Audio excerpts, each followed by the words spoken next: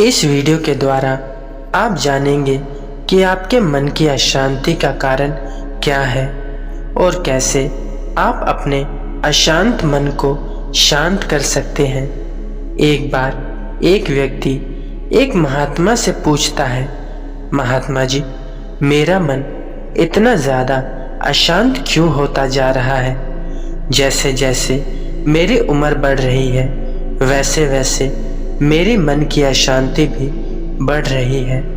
बचपन में मुझे सब कुछ आसान लगता था। मुझे ऐसा लगता था कि मुझसे ज़्यादा प्रसन्न व्यक्ति कोई है ही नहीं। पर जैसे जैसे मैं बड़ा हो रहा हूँ वैसे वैसे मेरे भीतर की शांति खत्म हो रही है। मुझे अपने भीतर कमज़ोरी महसूस होती है। मुझे ऐसा लगता है कि मेरे भीतर कुछ करने की क्षमता ही नहीं है। धीरे धीरे अपने ही जीवन को नर्क बना रहा हूँ। कृपया करके मेरी समस्या का समाधान करें, मेरा मार्गदर्शन करें। वह महात्मा कहते हैं, मन की अशांति का कारण है जो तुम करना चाहते थे वह तुम नहीं कर पाए हो या फिर नहीं कर पा रहे हो। और अगर बहुत गहराई में मन अशांत है और तुम अशांति में डूबे ही पड़े हो और किसी भी प्रकार की खुशी और प्रशंसा भी नहीं मिल रही है, तो इसका अर्थ यह है कि अब तुम्हें लगने लगा है जो तुम करना चाहते हो वह हो ही नहीं सकता। किसी कार्य को करने की इच्छा तो तुम्हारे भीतर बहुत प्रबल है, लेकिन वह कार्य होगा इस बात की संभावना तुम्हें दिख नहीं रही। ऐसी स्थिति में तुम दुख के सागर में डूब जाते हो, तुम तनाव के सागर में डूब जाते हो और इससे निकलना बहुत ही मुश्किल होता है। वह व्यक्ति कहता है, आप सही कह रहे हैं महात्मा, कृपया करके मेरी समस्या का समाधान बताएं। वे महात्मा कहते हैं, दो तरह की इच्छाएं होती हैं, एक जो पूरी की जा सकती है और दूसरी जो पूरी नहीं की जा सकती।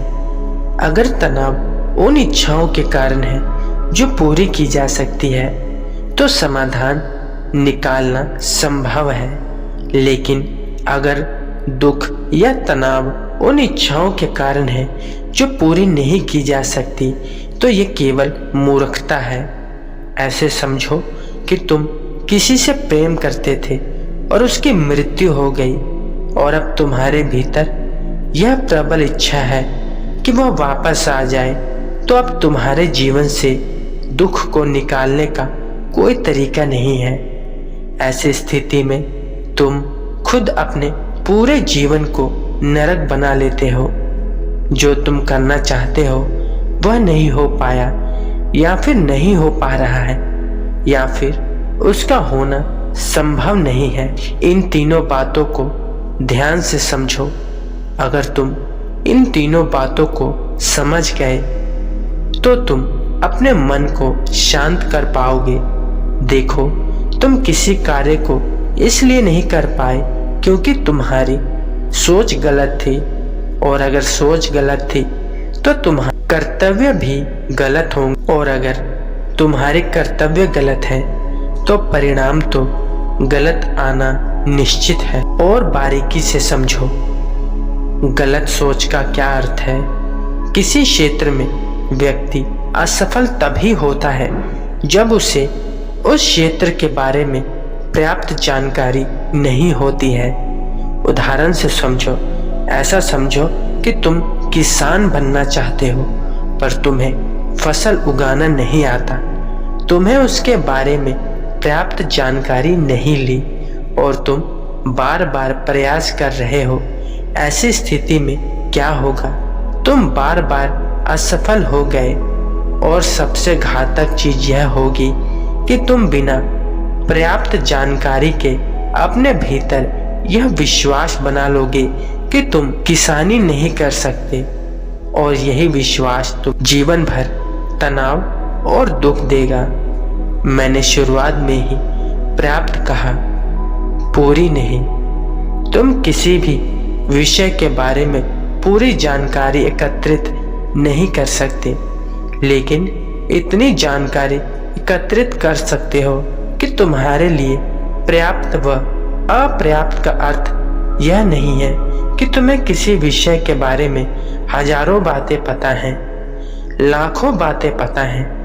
पर्याप्त का अर्थ है जैसे तुम भोजन करते हो, हर दिन करते हो और हर दिन ज़रूरत पड़ती है, इसी तरीके से जानकारी लेनी हर दिन तृप्त होगी और हर दिन भूखा भी महसूस करोगे।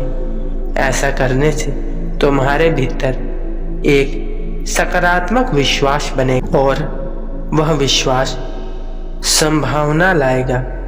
बुद्ध ने कहा, जैसा तुम सोचते हो वैसे ही तुम बन जाते हो और तुम सोचते वही हो जो तुम्हारा विश्वास होता है।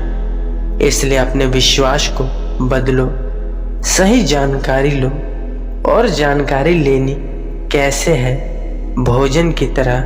वह लड़का कहता है, महात्मा जी, परंतु समस्या यह है कि हृदय उत्साह से नहीं भरता, कुछ नया करने का मन ही नहीं करता, भीतर कोई जानकारी लेने की इच्छा ही नहीं होती।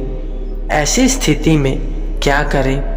वह महात्मा कहते हैं, ऐसा इसलिए हो रहा है क्योंकि तुमने जाने या अनजाने में अपने भीतर कचरा भरा है और अब उस कचरे की दुर्गंध उठ रही है और उस दुर्गंध ने तुम्हारे मन को दूषित कर दिया है। इसलिए तुम आलस से भर गए हो, इसलिए तुम निराशवादी बन गए हो।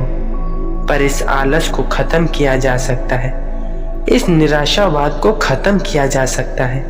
वह लड़का पूछता है, परंतु कैसे महात्मा?